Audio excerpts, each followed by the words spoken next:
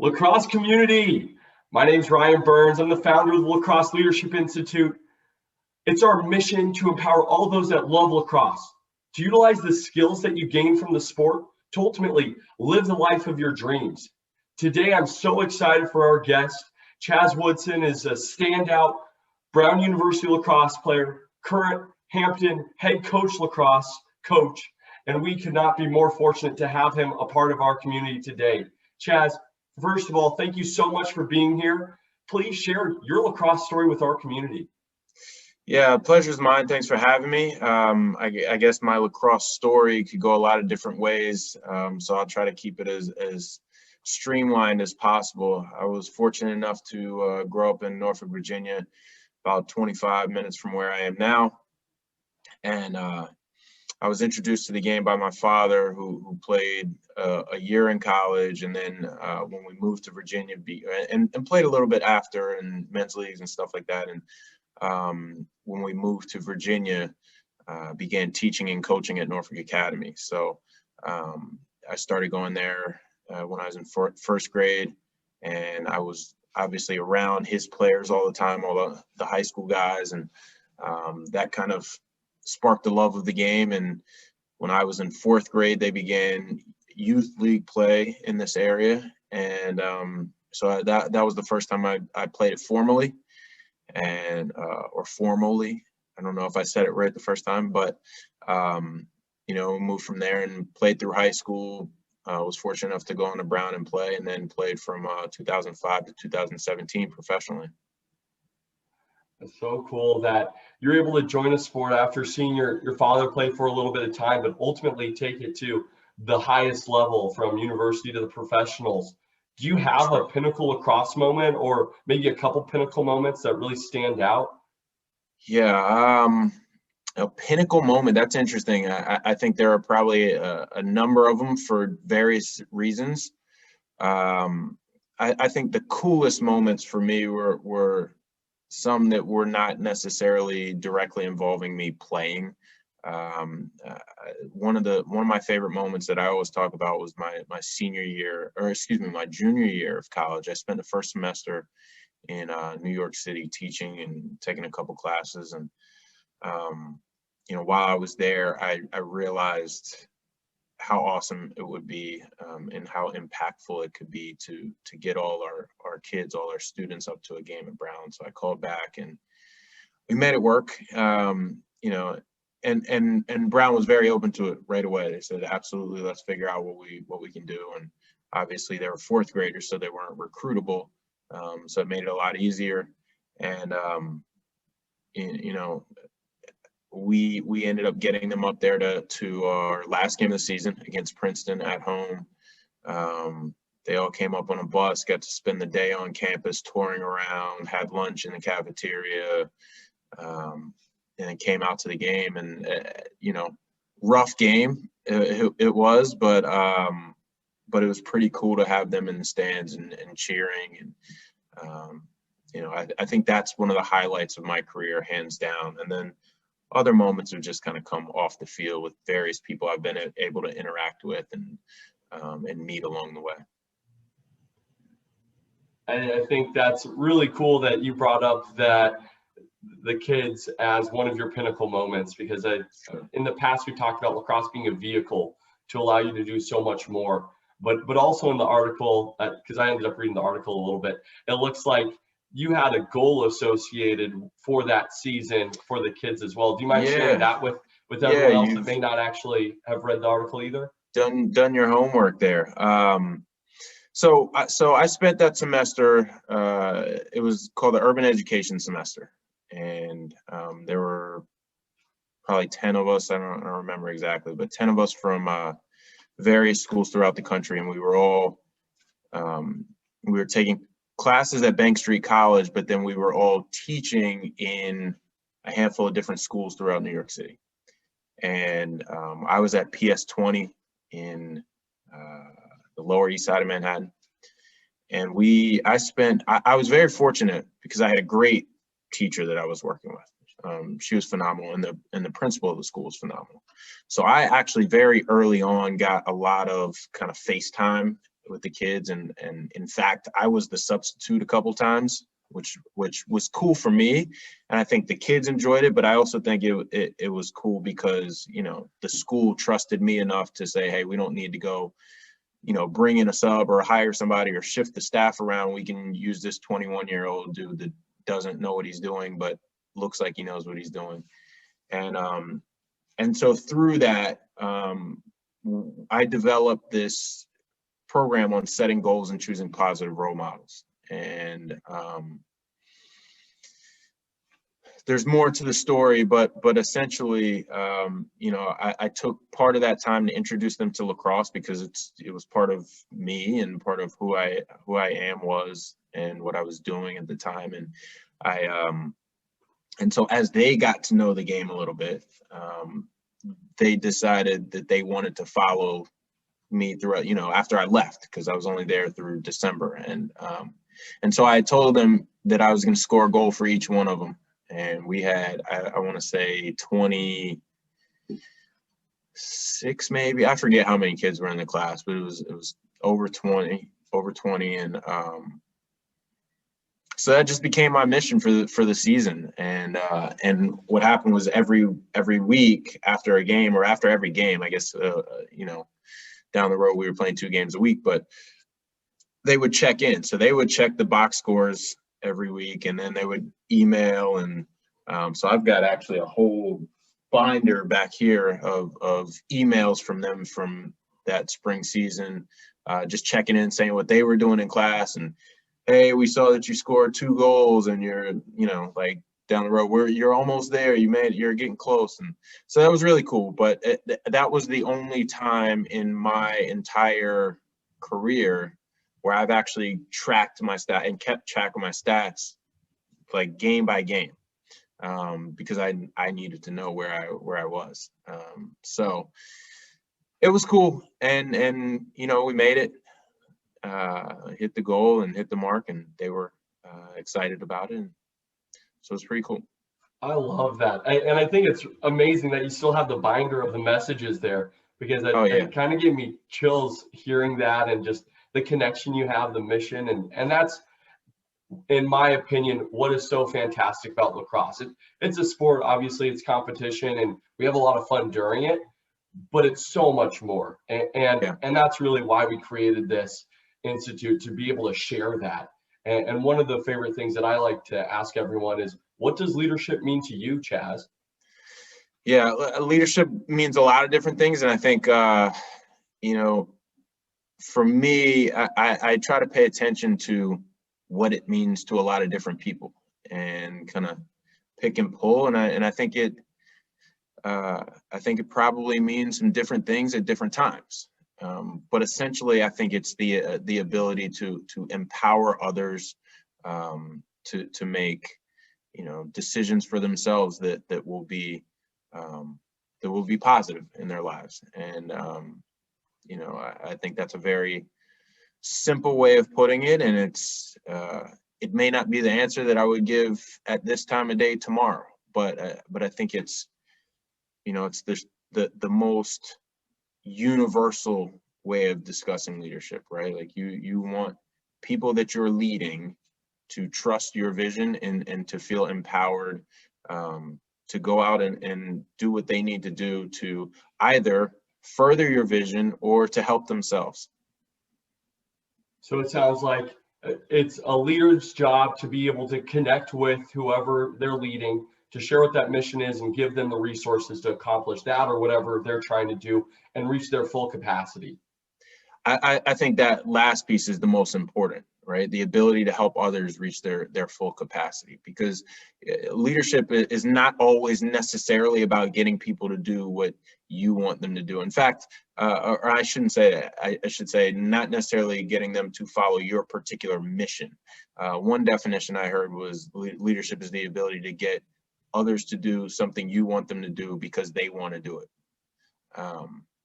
You know, so I think you're right. It's the ability to kind of empower them to get to where they want to be, or to do what they want to do. I think it's always an interesting part, because it dives a lot into empathy and being able to understand individuals, that emotional intelligence, and what they're trying to accomplish, whether they realize they're trying to accomplish it or not. And sometimes we put up these walls or these blinders where we don't necessarily look inside to understand what we want. But a great leader can identify that and can really motivate you to accomplish what you wanted all along. And then you feel really great afterwards.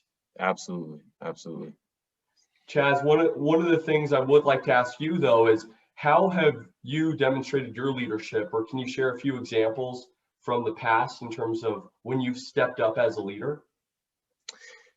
Yeah, so it's tough for me to talk about that type of stuff sometimes because I'm not one that likes to really look back and say I did this, and like it's tough for me to approach things that way.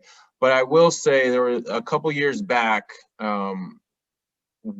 I had to manage a situation on our team that I thought was, in hindsight, that was real coaching. It was what a coach's true job is, and specifically at the high school level. And we had a kid that was just kind of going through some things personally and was really struggling to the point where, in some ways it impacted the team, and it impacted, his outlook on life. I think the easy thing, trying to give you the story without giving you the whole story, but essentially he wasn't sure he wanted to play that year, because part of the issue involved somebody else on the team. And he really struggled with it on a daily basis, being around that person.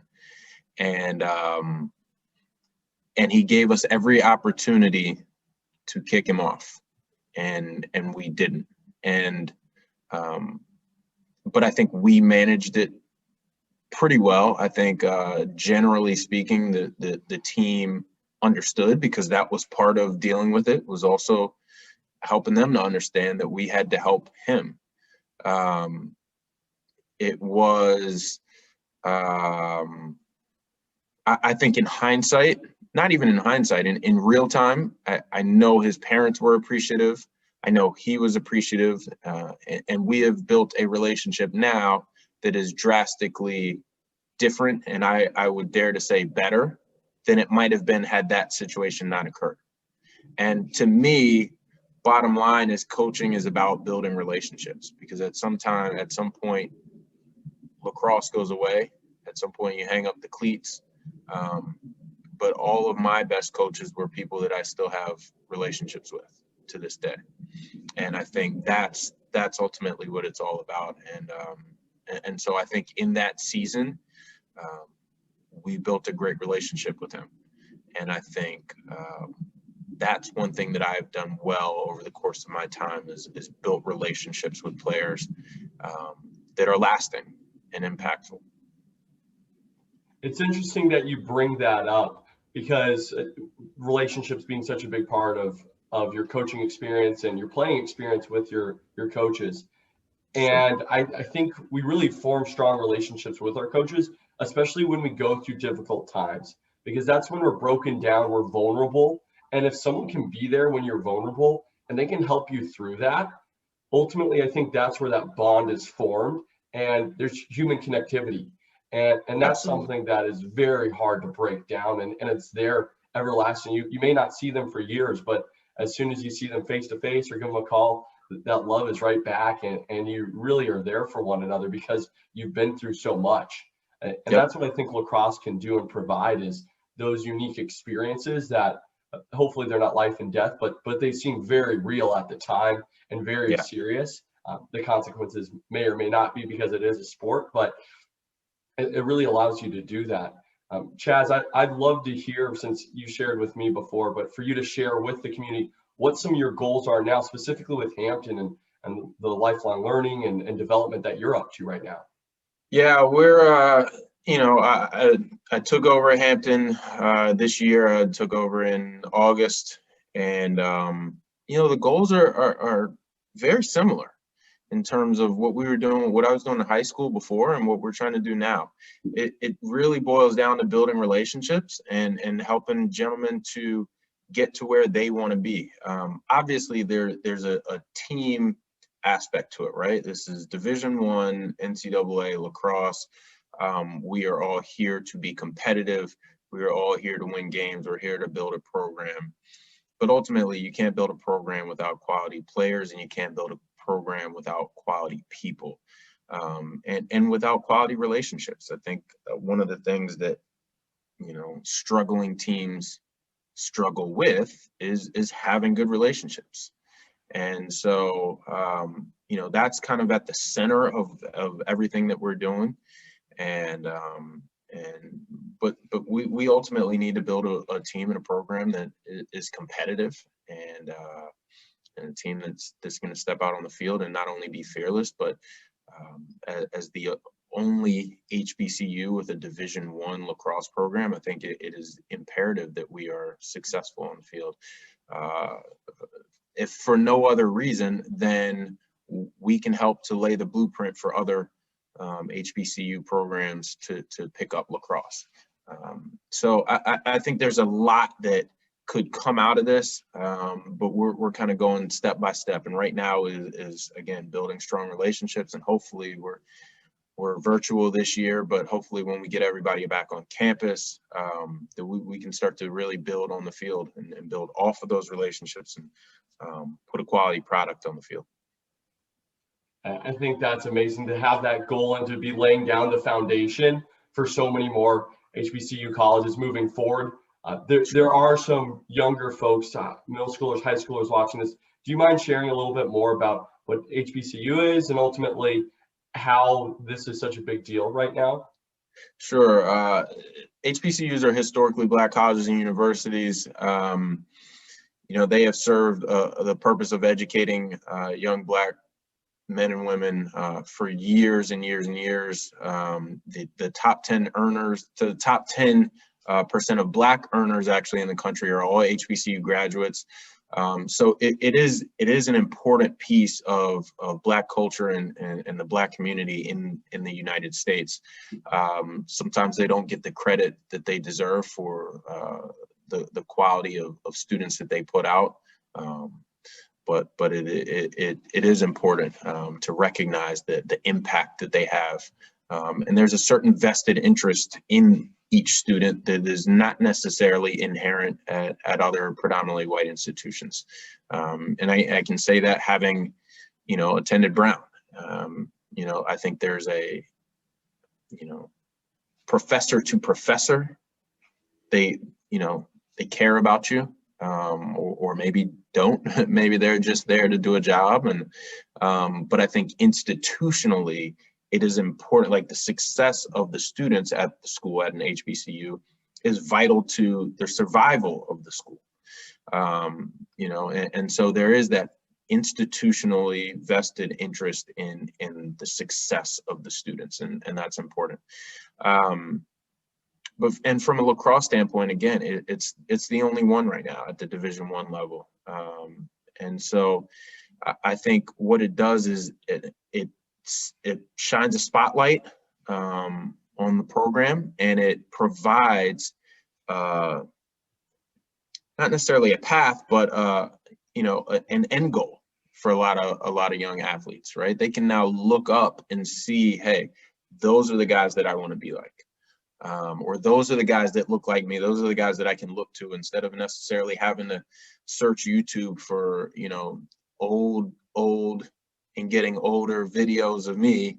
Right now they can show up at Hampton and watch a game and see the next wave of Black players in real time playing together and building something special for years to come. And you know, like I said, this is the only one, and so I know, not just think, but I know there are other HBCUs that are keeping an eye on this program, and if we do this right, I think it really will be fruitful. I think it will provide the blueprint for other programs or other schools to pick up lacrosse. And when I say do it right, you know, one of the things that I neglected to mention in terms of the goals is that we also want to put out quality graduates that are going on to get great jobs, to get into grad school, to to be leaders in the professions that they choose. And so that's an important piece of what we're doing as well. We're not wasting time here. This is not just about lacrosse. It's not just, and I say relationships, but relationships, it doesn't mean just, becoming friends. It's also, important for us to make sure that all of our graduates are impactful young men. And creating that impact moving forward is such a big deal, and being able to empower the future leaders of this world to really see someone successful as a mentor moving forward. I don't think your videos are ever going to get old, Chaz. There's still a blast to watch. There's going to be somebody that comes along whose videos are significantly more entertaining, and hopefully that person is going to come along at Hampton University. That would be ideal. Well, it will definitely be cool if that's the case, and then we'll know that you're the direct mentor there. But I think having positive role models is so critical, and if you guys can be that spotlight moving forward, because professors are such a big part of every student's life. The students that they're hanging around, the coaches, when you have a sport, it builds your instant community, and those people that I say on your molecule, basically the people you're surrounding yourselves with. And if you all have high standards, ultimately your standards are going to be raised, and you guys are going to be outstanding individuals beyond college. And that's what I think is most unique about what you all are up to. And I can't wait to continue to watch how you change and transform what's happening, because everything that we see from you, Chaz, is absolutely amazing. It's so positive, uplifting. You have the background to really demonstrate that you have had success. And I'd love for you to share a little bit more in these last couple minutes about what success means to you and how others can achieve success in their own lives. Wow, what success means to me. Are we talking personally, or are we talking for the program? I'd prefer to hear personally, just so that we can get a little bit of a sense of what that means. Success, and again, if you ask me this at this time next week, I might have a slightly different answer, but success is personal happiness and fulfillment. I know that sounds kind of broad and like a little flighty, a little free-spirited, but ultimately, if I can wake up each day and be happy about what I'm doing, and when I say happiness, it doesn't mean you're going to be happy all the time about every little thing. But if I can wake up each day and be happy about what I'm doing, be proud about what I'm doing, proud about where I am, and still have the energy and interest in improving and getting better, I think I'm being successful. I think I have found success. Success is also one of those things where, once you find it, and it's almost in any context, right? Like if you win 2 games, you want to win 3 or 4. If you finish the season and you make the tournament, but you lose in the first round, that's not enough, right? You can call it a successful season, but it's not enough. You're always going to want more. And I think that's no different. I think once I'll speak for myself, once I hit a particular goal, or I get to a point where I am happy and I like where I am, there's always more. And it's not about chasing money or anything like that, but there's always something more I can be doing. And I think I feel the most impactful and the most successful when I know that I am impacting other people. And that's kind of what success outwardly looks like to me. When I can see that, I know that I'm doing what I'm supposed to be doing. I know that I'm where I'm supposed to be. I think that's it. I mean, I think part of me taking this job was that over the last few years, I have felt like I could be doing more. And I didn't really necessarily know what capacity that would be in, but I just felt like I had more to give. And so now I'm in a position where it may or may not be more but it's different, and it feels like more at the moment. It feels like I have a bigger opportunity here to be impactful. And so, again, I think I have hit success a number of times in a number of different capacities. I feel successful when I wake up every day, but I know there's more success out there, and that's what I'm chasing, the continued success, and that continued success looks different at different times for different reasons. And I think that's unique because we all deem success in different ways, but it's really cool. You have that growth mindset. You can always do more. You can always do better. And that drives you to be excited every morning as you're waking up. And that's why I'm so grateful, Chaz, for you coming on today and sharing your stories with us all. I can't thank you enough. Is there anything else that you'd like to share with our community before we wrap this up? Man, I think we covered a lot. I would be wrong, I guess, if I didn't give a shameless plug for Hampton University. I think if anybody is interested in supporting the program, feel free to reach out to me. I'm pretty easy to find on Instagram. I'm coach.woodson. I'm happy to share my email offline somewhere, but it's very easy. And if you want to support the program monetarily, you can go to www.hamptonnation.com. Just make sure that you direct it to men's lacrosse and not just the general Hampton Nation Fund.